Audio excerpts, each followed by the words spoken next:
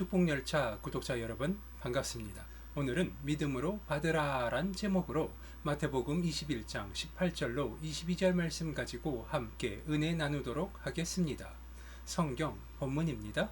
이른 아침에 성으로 들어오실 때에 시장하신지라 길가에서 한 무화과 나무를 보시고 그리로 가사 잎사귀 밖에 아무것도 찾지 못하시고 나무에게 이르시되 이제부터 영원토록 내가 열매를 맺지 못하리라 하시니 무화과 나무가 곧 마른지라.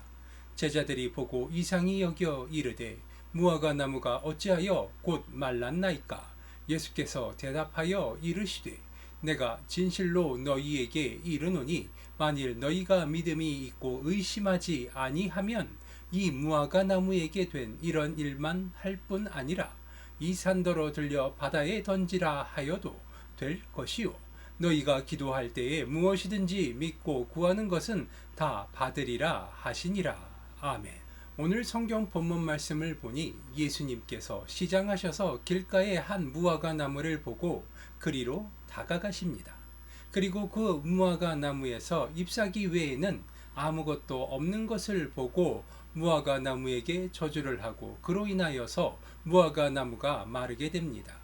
이때 예수님의 제자들이 어째서 무화과 나무가 말랐는지를 묻자 예수님은 이렇게 대답하십니다. 내가 진실로 너희에게 이르노니 만일 너희가 믿음이 있고 의심하지 아니하면 이 무화과 나무에게 된 이런 일만 할 뿐 아니라 이 산더러 들려 바다에 던져지라 하여도 될 것이요 너희가 기도할 때에 무엇이든지 믿고 구하는 것은 다 받으리라 하시니라.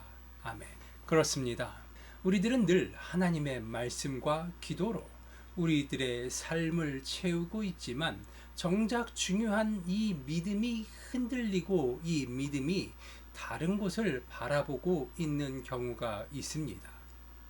예수님께서는 어쩌면 일부러 제자들에게 가르침을 주기 위하여 일부러 열매가 없는 무화과 나무를 향하여 걸어가셔서 이 나무를 저주하셨을 수도 있습니다. 왜냐하면 예수님의 제자들이 순수하게 예수님의 말씀을 따라 배움을 청하고 따라다니는 것은 아니었기 때문입니다. 그들은 예수님의 기적을 보고 예수님이 행하시는 그 기적으로 인하여서 구름대처럼 모이는 이스라엘 민족을 보며 다시 한번 다윗의 세대와 같은 기적을 꿈꾸고 억압받던 당시에 이스라엘이 다시 독립을 하고 예수님을 왕으로 모시기 위하여 열성적으로 예수님을 따랐던 자들도 있었습니다. 이 세상에서 물질적인 것, 현실적인 것을 완전히 버리고 배제하며 살 수는 없을 것입니다. 하지만 중요한 것은 우리들의 삶의 주인이 누구이며 누가 나의 삶의 주체인지를 명확히 해야 한다는 것입니다. 믿음은 이러한 삶의 방향 혹은 삶의 결을 정하는데 중요한 역할을 합니다. 하나님의 말씀을 통하여 믿음이 생기고 그 믿음에 대한 확신이 없다면 믿는 자라 할지라도 세상의 유혹 가운데 넘어지고 쓰러져 슬퍼할 수밖에 없다는 사실입니다. 그렇기 때문에 하나님의 말씀이 중요한 것입니다. 세상의 유혹 가운데 흔들리지 않고 천국을 바라볼 수 있는 힘은 우리들이 얻는 것이 아닌 하나님으로부터 받는 것이며 우리들의 믿음이 성장되어지고 굳건하여지는 것 역시 하나님의 말씀이 있기 때문입니다. 하지만 오늘날의 교회의 형태를 보자면 하나님의 말씀보다는 설교가 중심이며 교회를 알리는 형태가 중심입니다. 슬프게도 이러한 모습이 잘못된 것은 아니지만 하나님으로부터 멀어져가는 이스라엘 백성의 모습과 닮아 있습니다. 모세를 통하여 이스라엘 백성에게 주신 하나님의 계명으로부터 율법이 생겨나고 그 율법이 하나님의 말씀 위에 서서 우선적으로 적용되고 자신들이 무슨 잘못을 하고 있는지 모르던 이스라엘 백성들의 모습을 기억하시기 바랍니다. 그들은 결국 나라를 잃었습니다. 즉 그들은 하나님으로부터 벌을 받아 나라를 잃고 온 세계를 방랑하는 무서운 벌을 받게 되었다는 것을 깨닫게 되시기 바랍니다. 하나님의 말씀을 사모하시기 바랍니다. 하나님의 말씀을 따라 살기 위해 노력하시기 바랍니다. 우리들의 삶의 중심에 하나님의 말씀을 놓고 그 말씀을 지키기 위해 노력하며 살아가야 하는 것입니다. 아무리 능력 있는 목회자가 있다 할지라도 그 능력의 근원은 하나님이시기 때문입니다. 하나님이 허락하셨기 때문에 하나님의 도구된 목회자들이 능력을 발휘하고 하나님의 말씀을 선포하는 것입니다. 하나님의 나라를 세우기 위하여 도구로 쓰는 자들을 믿는 것이 아니라 그 도구를 통하여 능력을 발하시는 하나님을 바라볼 수 있는 축복열차 구독자 여러분이 되시기를 소망합니다. 오늘의 성경 본문 말씀의 주체는 예수님이시며 이 예수님께서 열매 없는 무화과 나무를 꾸짖고 계십니다. 어쩌면 무화과 나무의 입장에서는 억울할 수도 있었을 것입니다.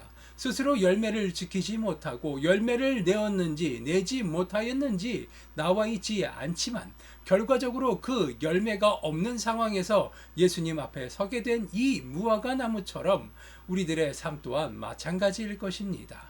늘 열매를 맺기 위해 노력을 해도 열매를 맺기 위해서는 노력도 시간도 자원도 모든 것이 필요하지만 무화과 나무는 자신을 지킬 힘이 없었고 사람들이 열매를 가져간다 할지라도 그것에 대하여 대항할 수단이 없었을 것입니다.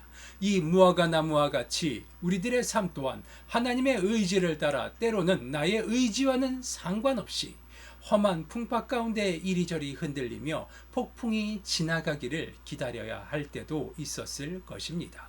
무화과 나무는 상징일 뿐입니다. 열매를 모두 빼앗긴 무화과 나무와 같이 되지 말라 예수님은 말씀하고 계신 것일지도 모르겠습니다. 우리들은 많은 것을 스스로 할 수 있다 생각하지만 결국 우리들이 할 수 있는 모든 것을 허락하신 하나님의 은혜로 우리들은 오늘을 살아감을 믿으시기 바랍니다. 하나님이 허락하셨기에 우리들이 꿈꾸고 소망하는 모든 것을 이루어 갈 수 있는 것이기 때문입니다. 열매를 빼앗긴 무화과 나무가 되기보다 열매가 풍성하여 많은 사람의 선택을 받는 무화과 나무가 되어야 합니다. 열매를 맺기 위하여 노력을 하는 무화과 나무가 되어야 하는 것입니다. 예수님께서 무화과 나무에 저주를 내리신 것은 열매가 전혀 없었기 때문입니다. 작은 열매 하나, 꽃 하나 없는 아무런 노력도 하지 않은 나무로 예수님께서 무화과 나무를 인식하셨기에 이 게으른 무화과 나무를 저주하신 것입니다. 우리들은 하나님의 축복으로 이 세상을 살아가며 하나님이 주시는 긍휼하심으로 인하여 이 세상 가운데에서 승리자의 모습을 갖추어 나가는 것입니다. 모든 것이 하나님의 은혜임을 입술로 시인하고 하나님께 감사의 제단을 쌓아 나가실 수 있게 되시기 바랍니다. 축복은 거저 주어지는 것이 아닙니다. 우리들의 행동으로 우리들의 모습을 통하여 하나님의 사랑을 증명하고 자랑할 때 하나님은 축복을 보이시고 우리에게 부어주시며 우리들을 승리자의 모습으로 꾸며 주시는 것입니다. 이 세상을 살아가며 우리들이 직장에 다니며 사업을 하며 열심히 돈을 버는 것은 이 돈이 있어야 우리들의 삶에 필요한 것들을 구할 수 있기 때문입니다. 하지만 이 돈이라는 것은 결국 우리들의 삶을 유지하기 위한 도구입니다. 도구에 휘둘리지 않게 되시기 바랍니다. 더 많은 것을 구하는 것은 괜찮지만 더 많은 것을 구하기 위하여 자신의 삶을 희생하고 자신이 살아가야 하는 그 이유를 망각해서는 안 되는 것입니다.